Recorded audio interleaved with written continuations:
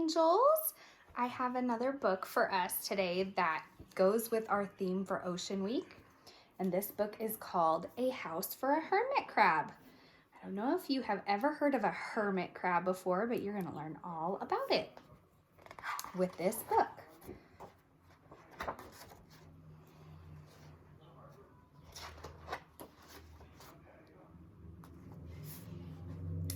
Time to move, said Hermit Crab one day in January. I've grown too big for this little shell. He had felt safe and snug in his shell, but now it's too snug. Hermit Crab stepped out of his shell and onto the ocean floor. But it was frightening out in the open sea without a shell to hide in. What if a big fish comes along and attacks me, he thought. I must find a new house soon. Early in February, Hermit Crab found just the house he was looking for. It was a big shell and strong. He moved right in, wiggling and waggling about inside to see how it felt. It felt just right, but it looked so, plain, he thought.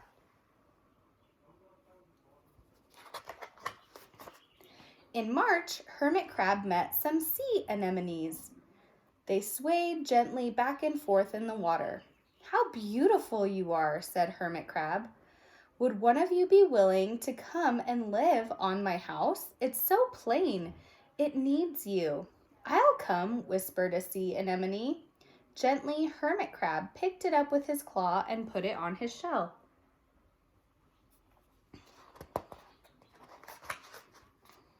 In April, Hermit Crab passed a flock of starfish, moving slowly along the seafloor.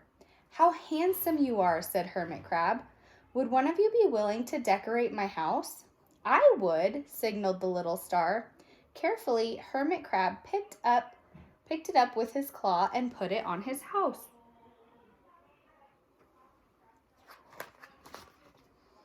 In May, Hermit Crab discovered some coral. They were hard and didn't move. How pretty you are, said Hermit Crab. Would one of you be willing to help make my house more beautiful? I would, creaked Crusty Coral. Gingerly, Hermit Crab picked it up with his claw and placed it on his shell.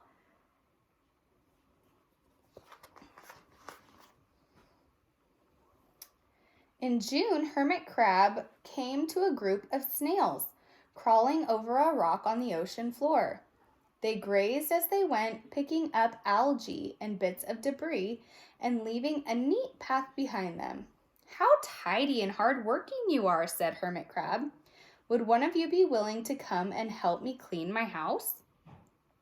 I would, offered one of the snails.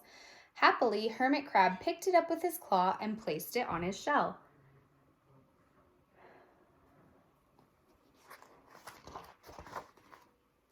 In July, Hermit Crab came across several sea urchins.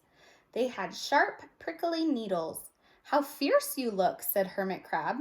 Would one of you be willing to protect my house? I would, answered a spiky sea urchin. Gratefully, Hermit Crab picked it up with his claw and placed it on his shell. So far he has a sea anemone, coral, a snail, a starfish, and then he's getting a sea urchin.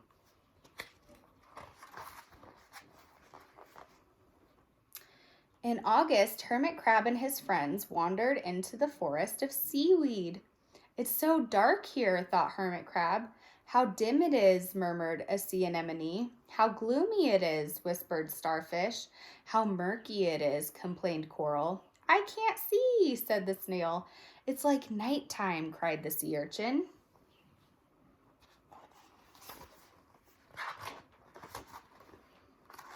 In September, Hermit Crab spotted a school of lanternfish darting through the water. How bright you are, said Hermit Crab. Would one of you be willing to light up our house? I would, replied Lanternfish as it swam over near his shell.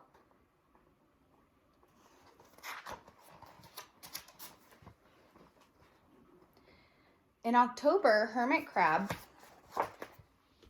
approached a pile of smooth pebbles. How sturdy you are, said Hermit Crab. Would you mind if I rearranged you? Not at all, said the pebbles. Hermit Crab picked them up one by one with his claw and built a wall around his shell. Now my house is perfect, he said.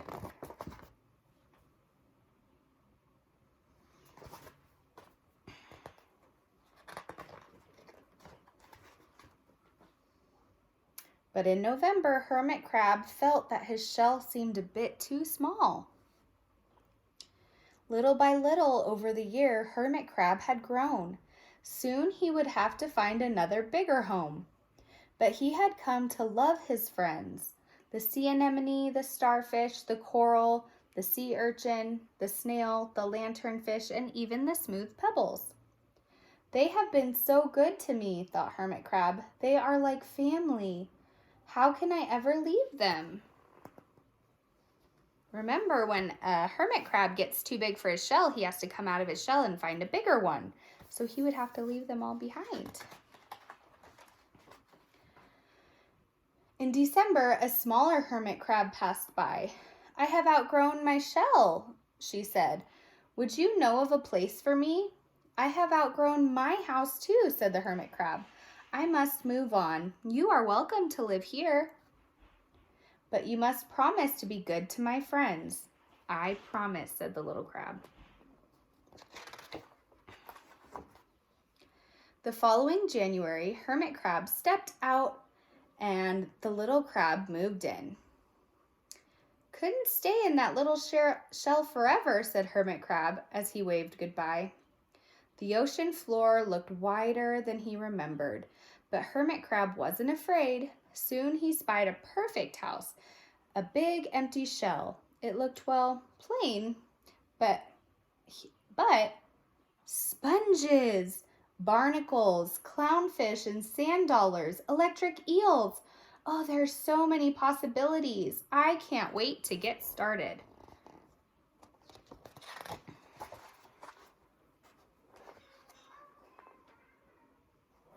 The end. And if you want to keep listening, the story is over, but I have a few ocean facts I can read. A sea anemone looks like flowers. They are actually soft animals without a bony skeleton. They come in many shapes and colors. With their many arms, also called tentacles, they catch their prey. Some specialize in attaching themselves to the shell of a hermit crab. Then they can protect and camouflage the hermit crab, and in turn, they can share the hermit crab's meals. This arrangement is called symbiosis, meaning that both animals benefit from each other. A starfish have 5 arms growing from the center of their body. There are 5 kinds of starfish. The mouth of starfish is on the underside of the disc, and it has a single, simple eye on the end of each arm. With its powerful arms, it can open an oyster or hold onto a rock during a storm when the waves crash. Coral are kind of similar to tiny sea anemones that build hard skeletons around themselves. Then hundreds and hundreds of them stick together, forming whole colonies. Some look like branches, others are round or disc-like.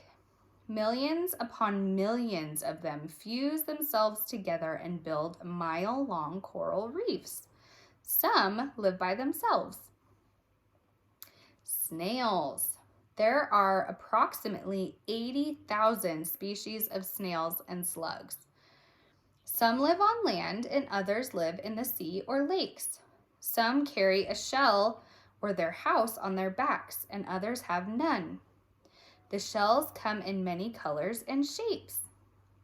Sea urchins. Some are fat and round, others are thin and spindly. Many have long spines, and some are poisonous, with which they move around and dig into the mud or rocks or other places. Their mouths with 5 pointed teeth are underneath them. Lanternfish. are like fireflies. They have luminous or light-producing spots on their bodies that light up the dark surroundings. Some lanternfish have a lantern-like organ that dangle in front of their mouths, attracting other fish which become their prey.